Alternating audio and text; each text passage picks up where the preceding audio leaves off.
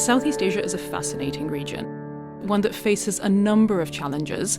On the one hand, it's a region that has undergone very significant development in the past couple of decades. On the other hand, it's still a region that faces significant fragility.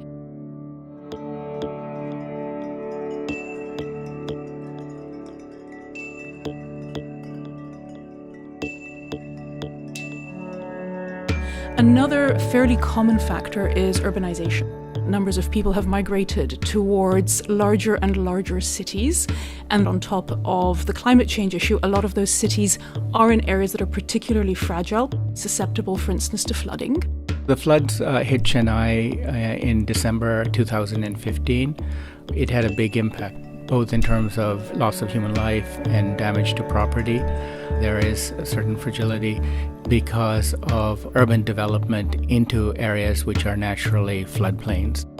You've got commercial real estate development interests that push urban development and housing into areas that are vulnerable and really weren't made for human habitation.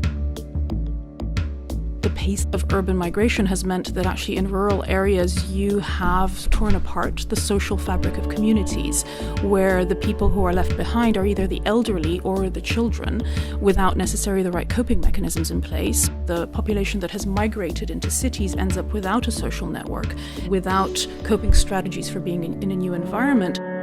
Migrants who move to urban areas very often have poor education, which means that they could access only poorly paid, unprotected jobs.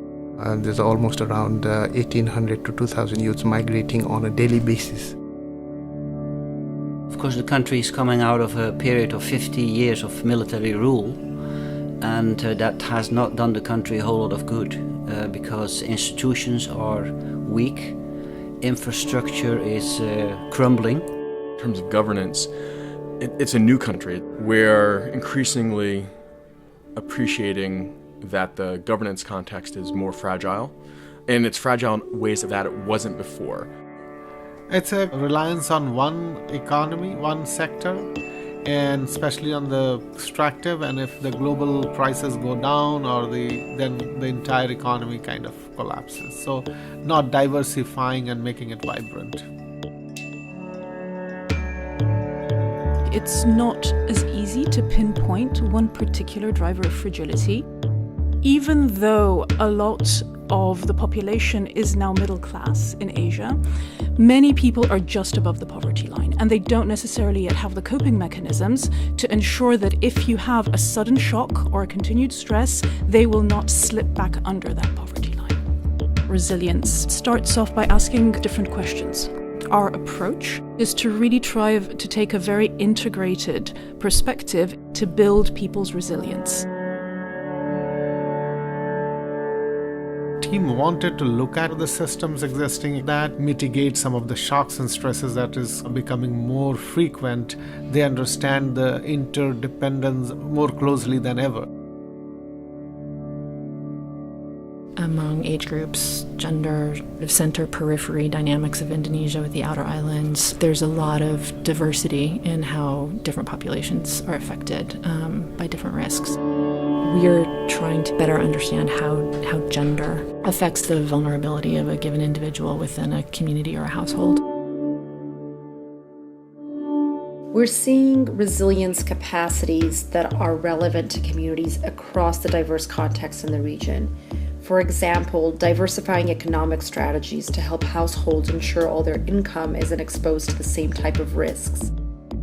Financial products that help households manage anything from a job loss to a market price shock, and even more effectively managing the natural resource base to reduce exposure to the effects of climate change. And all of this really requires good governance and strong institutions, and it requires inclusive decision-making processes that start with the households.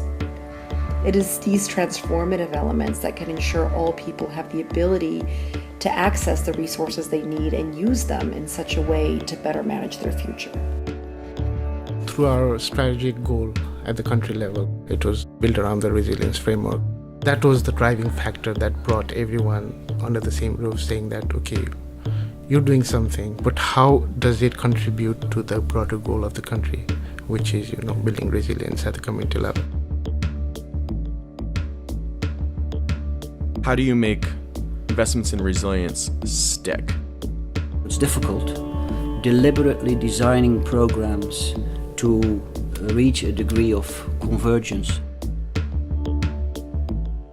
We're getting sharper about measuring resilience to understand our impact and build an evidence base for what really works in Asia. Evidence helps us influence the bigger players to focus on the right things and helps us achieve our results at scale. For example, in the Philippines after Haiyan, in Nepal after the Gorkha earthquake, and most recently in Chennai after the floods, we have seen our disaster resilience research shift the financial services conversation around how a range of products can really meet resilience objectives. Our research under our market systems and resilience program showed how our approach reduced disaster losses by up to 80% among vulnerable communities in Nepal. In East Timor, we were able to quantify how over 45,000 households benefited from accessing a simple seed silo technology that reduced their risk to drought, pest and disease, and improved household food security. A region the size of Asia, unless we are using the opportunities we have to demonstrate results and then to build that into, for instance, national level strategies, we're never going to actually have the scale of change that we want to bring about. As a region, we often think of Southeast Asia as potentially graduating from the development process. The current moment can really demonstrate how short-sighted I think that is. We know that this region is particularly vulnerable to weather, climate change, and natural disaster.